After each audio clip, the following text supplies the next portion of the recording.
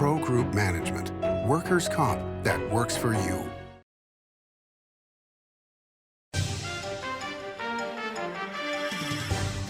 Welcome to Nevada Newsmakers. On the broadcast today, the Senate Judiciary Chair is here, Melanie Scheible. She's here for the whole program on an all-new Nevada Newsmakers.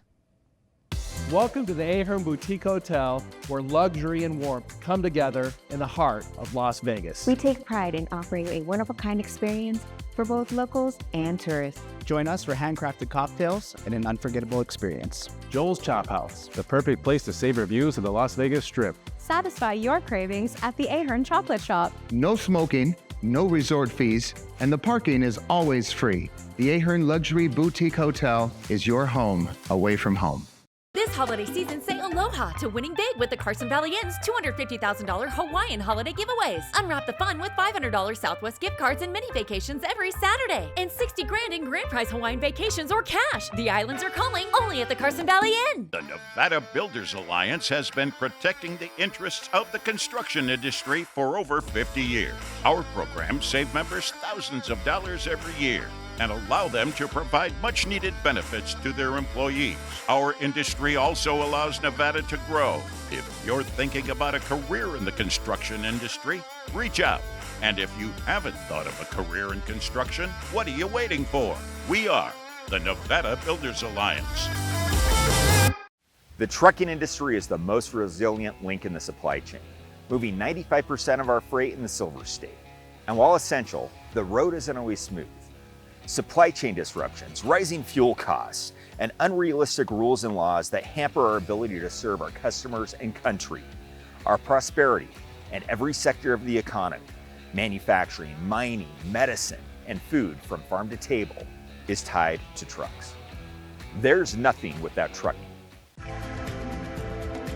Save money and take transit. Did you know you can ride the bus all day for less than what it would cost you for a gallon of gas? Plan your trip now by going to rtcwashoe.com. This is Nevada Newsmakers with host Sam Shad, a no-holds-barred political forum. Now, from the Nevada Newsmakers broadcast headquarters, here is Sam Shad. And back on Nevada Newsmakers, we are delighted to welcome to the program State Senator Melanie Scheible. She is the chair of the Senate Judiciary Committee. Pleasure to have you back on the program. Thank you so much for having me. So let's start out. As we're taping this, we don't know what's going to happen with the government shutdown, but the biggest issue, I think, in the state is the SNAP benefits. Your thoughts on that and what we might be able to do about it?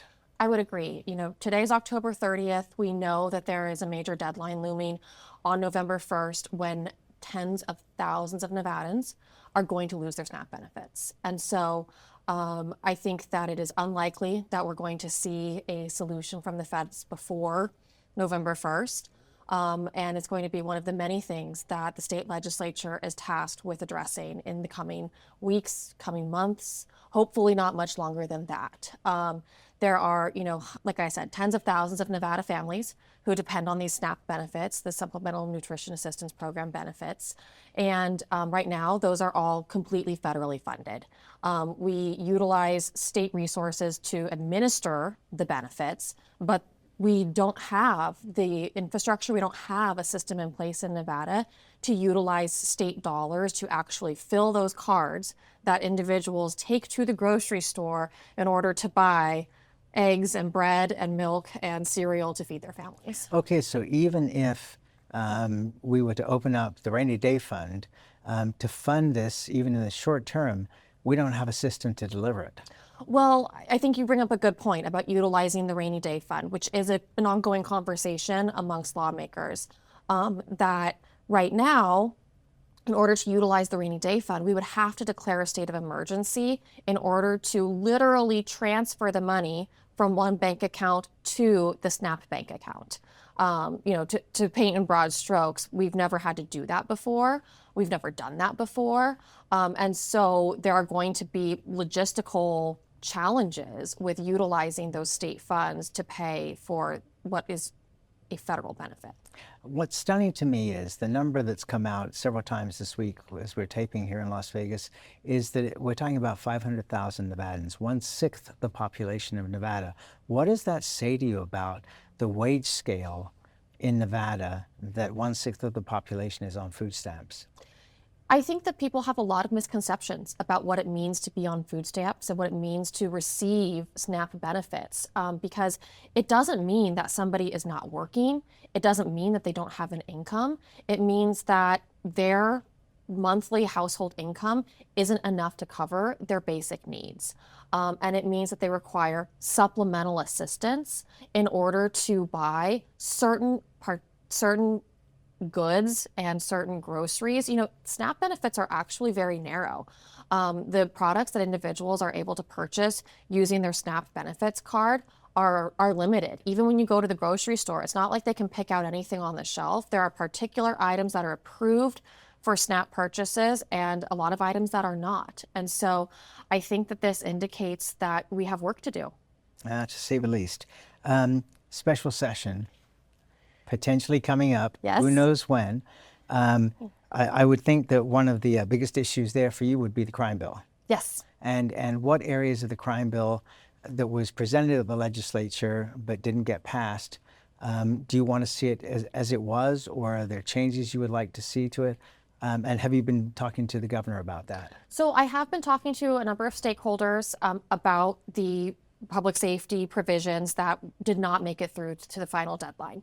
And there are two in particular that I'm really interested in seeing come back, because over the course of the 2025 session, I worked very closely with the governor's office. I worked with sheriff's offices. I worked with other stakeholders. I worked with victims advocacy groups to try to craft a bill that really spoke to the needs of Nevadans. And there were two provisions in the bill. There were lots of provisions in the bill. Sure. Lots of provisions, but two in particular that I am optimistic we will revisit during the special session. The first one is the smash and grab thefts. That was an idea that I actually brought to the governor mid-session earlier this year to address a growing problem with these smash and grab crimes that are occurring in businesses throughout the state of Nevada. And they are not the shoplifters that we're used to. They're not these, nonviolent, solely property crimes. We're talking about individuals or groups of individuals who overtake store owners, store clerks, people who work in retail in order to take goods that they're then going to try to sell or, use. So it's basically organized crime. It is. And it doesn't necessarily follow the same patterns that we've seen before with utilizing a particular fence. It doesn't necessarily follow the patterns we've seen before with hitting the same store multiple times.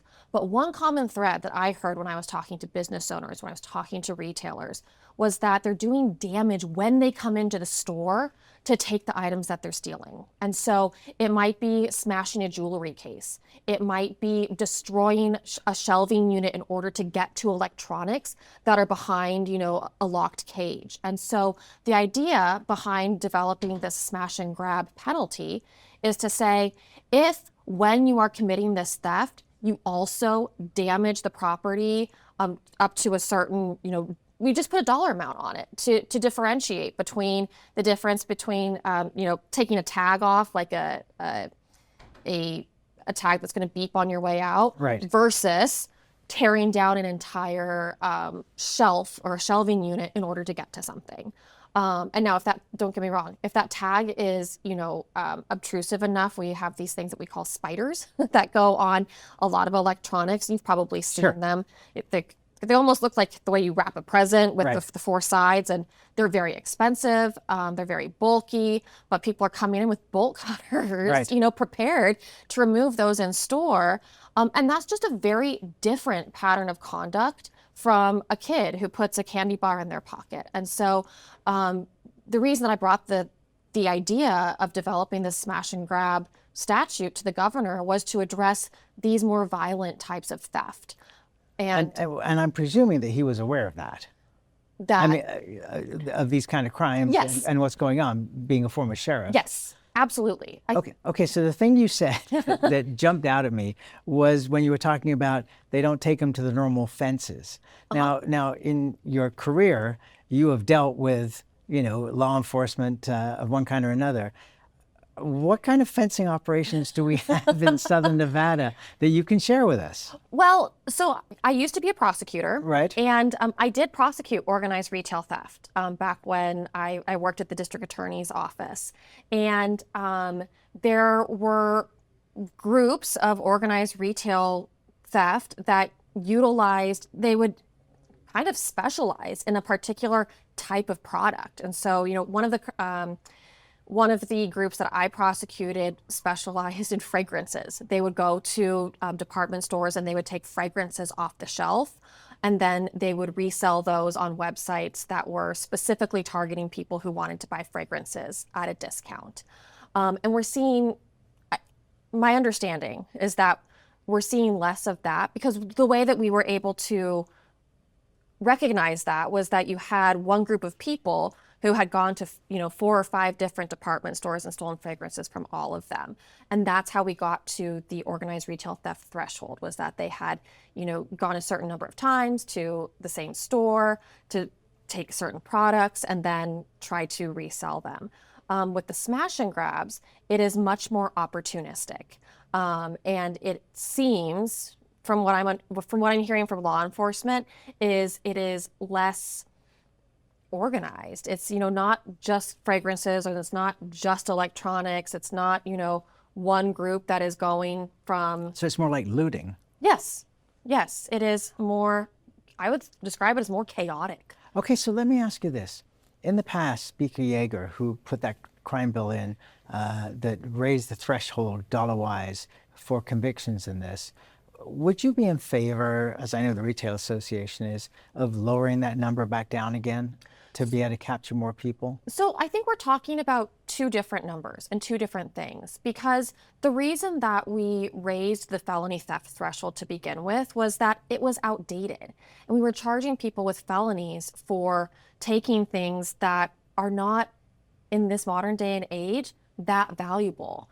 And I think that we should stand by that public policy decision. What we're trying to target are not the nonviolent crimes of opportunity. If somebody takes a laptop that's sitting out at a coffee shop, which could be worth, more than $500, that's not the kind of crime that we're trying to address. We're trying to address the person who goes into a big box store and smashes a cabinet in order to take a brand new laptop off of the shelf. And it might be the same $500 laptop, but if you're going to smash that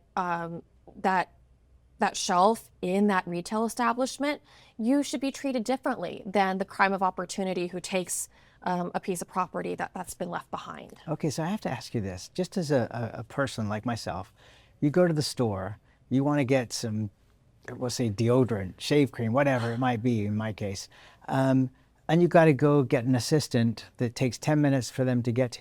Doesn't that drive you crazy that that's where we are in this world, where Absolutely. all these goofy things are locked up? Yes, it is absolutely frustrating, but a stick of deodorant doesn't cost $500 anyway. Well, the kind of stuff I use. No, I'm just kidding. We'll take a break. We'll come back more with the Chair of Senate Judiciary, Melanie Scheible, after this timeout. It's the most wonderful time to win during the $125,000 Holiday Cash Frenzy at Tamarack Casino. Every Saturday, unwrap thousands in cash and free play. Don't miss the grand finale December 27th. We're gifting $20,000 in cash guaranteed. 'Tis the season for good times at Tamarack Casino. Welcome to Story County, where history meets innovation, and a pioneering spirit continues to shape our future. At the heart of the Tahoe Reno Industrial Center, we power the future with global leaders in technology and manufacturing, driving progress that reaches far beyond our county lines. From advanced manufacturing to tech innovation, our industries are creating thousands of quality careers, fueling a vibrant economy that benefits every Nevadan. But it's more than just growth. Our community is our foundation, supporting families, empowering local initiatives, and creating a place where everyone belongs. Be part of a legacy built on bold ideas and boundless possibilities. Join us in building a brighter future right here in Story County. Story County, helping build Nevada's future.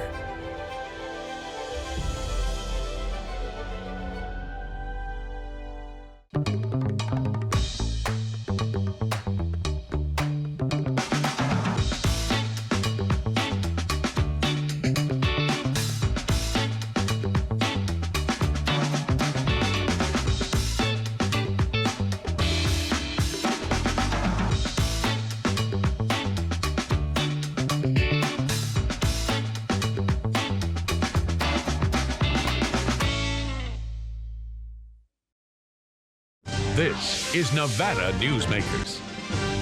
And back on Nevada Newsmakers, we continue our conversation with State Senator Melanie Scheible. She's the chair of Senate Judiciary. Let's talk about the movie bill as we're going into a special session. Are the votes there? Because, I mean, that's the big deal at this point, because you don't have a special session if you don't know that the votes are there. Well, that's what we're hearing, is we don't have it doesn't get added to the agenda unless Really? the votes are there. Okay.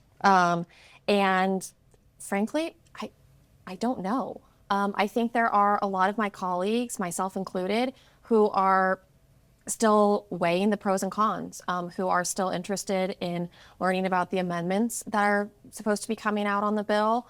What would they be? So, we had a bill last session that passed through the Assembly and not through the Senate. That had approximately $1.7 billion transferable tax credit at the end of the day, right? And it included certain community benefits, and it included certain benchmarks that the recipients of those tax credits would have to meet in order to be eligible for them.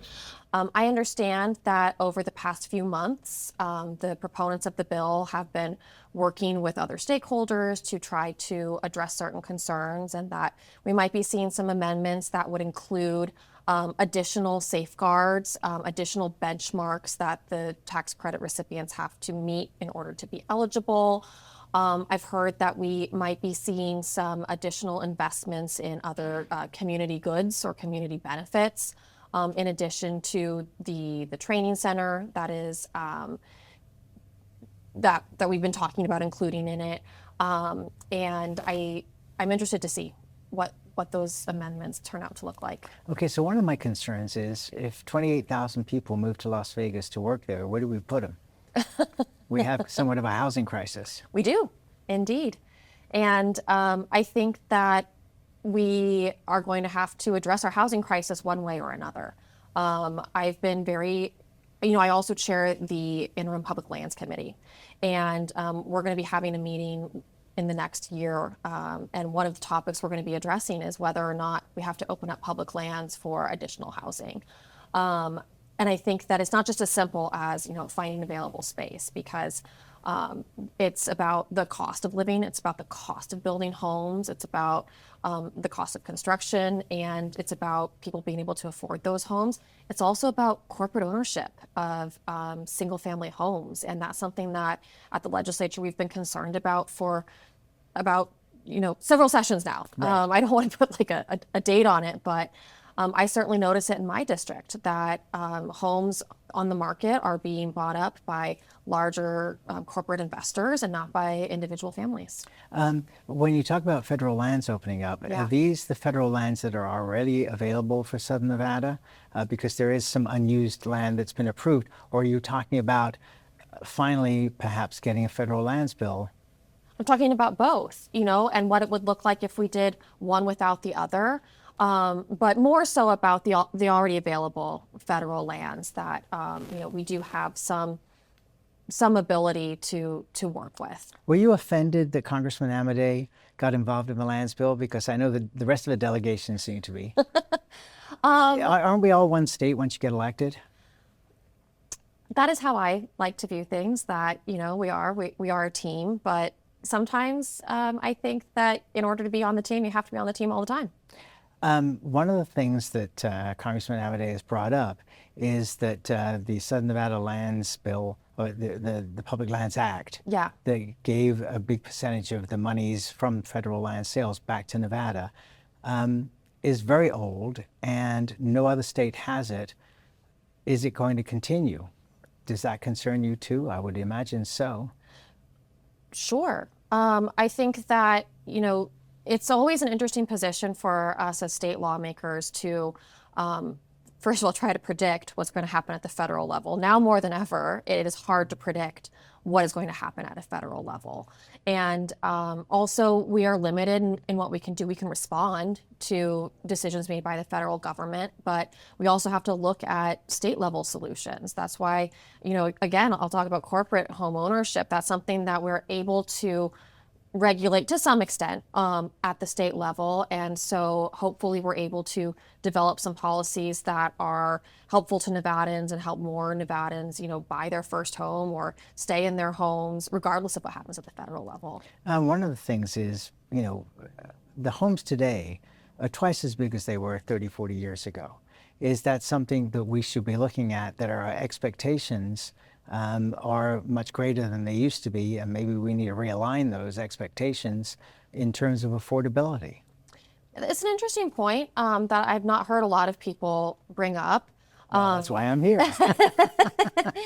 And, I don't really think of Las Vegas as, a skyscraper city where, a lot of people live. Dina Titus would like that, and so would Tick Segelblum, to go vertical instead of horizontal. And it's an option, it's something that we should be talking about, but that would be a big cultural shift for Las Vegans to live in high rises and not in their, single family homes with a yard and sidewalks right in front of the front door. But you look at Northern Nevada now, you go to downtown Sparks, by the Nugget, there's all kinds of towers. The former Park Lane Mall in Reno, I know you're familiar with. Yes. Look at those towers there. I mean, things are changing. Yeah. And maybe we'll see that here. I don't know. All right, we'll take another break. We'll be right back. As you know, Reno is booming. Toll's development company is helping it grow with insightful design and development, building community with every project, adding beauty, adding excitement, emphasizing our shared humanity. Reno is becoming bigger. Toll's development is helping it become better, more livable, more enjoyable. To learn more, go to tollsdevelopment.com. tollsdevelopment.com. Meet Nevada Health Link, Nevada's official health insurance marketplace. Your link to savings, selection, free assistance, and name brand health insurance, where 90% of enrollees lower the cost of their monthly premium. Everyone deserves access to quality health coverage, no matter your income or family size. Visit NevadaHealthLink.com. A few minutes could save you hundreds of dollars per month. Nevada Health Link. Our plans are made for your plans. Like a traditional handmade basket, retail is woven into the fabric of life in Nevada. From big box to mom and pop, retail supports our communities in countless ways. Jobs for the disabled, team uniforms for kids, help for the elderly, and so much more. Retail employs over 1 in 10 workers. Retail supports Nevada, and we support retail. RANNV.org. Pro Group Management is the place where companies can find workers' comp solutions that are designed to meet their specific business requirements. As regulations evolve, Pro Group takes a proactive approach to clear the path to make sure your business stays ahead of the curve. Knowing your workers' comp program is optimized, you can focus on other important matters related to your growing business. Pro Group Management, workers' comp that works for you. This is Nevada Newsmakers. And back on Nevada Newsmakers, we continue our conversation with State Senator Melanie Scheible. She chairs Senate Judiciary. Alexis Hill running against Aaron Ford. Your thoughts? Well, I've endorsed Aaron Ford. I have worked with him for the 8 years I've been in the legislature and have been very grateful for that partnership. He is a strong leader. He is an experienced leader, and I think that he has what it takes to go up against Governor Lombardo in this general election. Does it concern you that if Senator Reid were around, the path would be clear? We all miss Senator Reid for many reasons. And I think that this is something that happens in politics. We all have to be prepared for primary challenges, especially in an open seat. And I'm still optimistic that, Attorney General Ford will be able to mark his path and demonstrate to voters that he's the right choice. It's interesting how much time she's spending down here in Southern Nevada because she's not that well known. In Northern Nevada, she chairs the Washoe County Commission, so she has a higher profile. And of course, she's been on this program. We would love to have the Attorney General on this program. We invite all the time. The mayor's race in both Reno and North Las Vegas, I am told that the numbers are going to be way higher, not only for money in state, but also out of state money, because now it appears that mayoral races affect federal races. I have also been surprised by the attention on mayoral races, including the two that you mentioned in Nevada. I think that they're going to be important to watch. I think they may also be kind of a sign for other races that are, obviously they're on the ballot at the same time, so we won't get the results any sooner, but I think it'll be interesting to see how voters respond to those mayoral candidates as well. And the messages that come in on the national level. I thank you so much for doing this always. Really appreciate it. Have fun in Carson City. Thank you. And we'll be right back. Each day, the Children's Advocacy Alliance partners with leaders, legislators, and families across Nevada to improve children's health, education, economic well-being, and safety. We recognize Nevada will be no better than the state of its children. Be a part of this change. Be a supporter of the Children's Advocacy Alliance. For more information, go to caanv.org. Imagine a magical garden that feeds Carson City's hungry and homeless, teaches our high school students agriculture, creates hanging floral displays to beautify downtown, and yet charges nothing. It's not magic. It's the Greenhouse Project. It's real, it's growing, and it needs your help. Go online to carsоncitygreenhouse.org so together we can grow it forward. A power line is more than a power line. It's maintaining the bottom line for small businesses. It's keeping the assembly line moving for our workforce. For our brightest minds, it's meeting a deadline. It's on the front line with our heroes. And on the sidelines of the biggest games. It's a direct line to our loved ones. And it's a lifeline for the most vulnerable. There's a lot on the line. You're in trouble with the law. It's easy to think you'll lose everything, but there is hope. I'm Attorney Orrin Johnson. Your first step is to hire a serious attorney with the experience to successfully navigate the legal system for you. Sometimes hope means addiction treatment instead of jail, and making sure you're treated fairly. Sometimes hope means fearless trial attorneys will stand up to the government when they get it wrong. Call or text Orrin Johnson Law. We'll make a plan. You'll take back your life.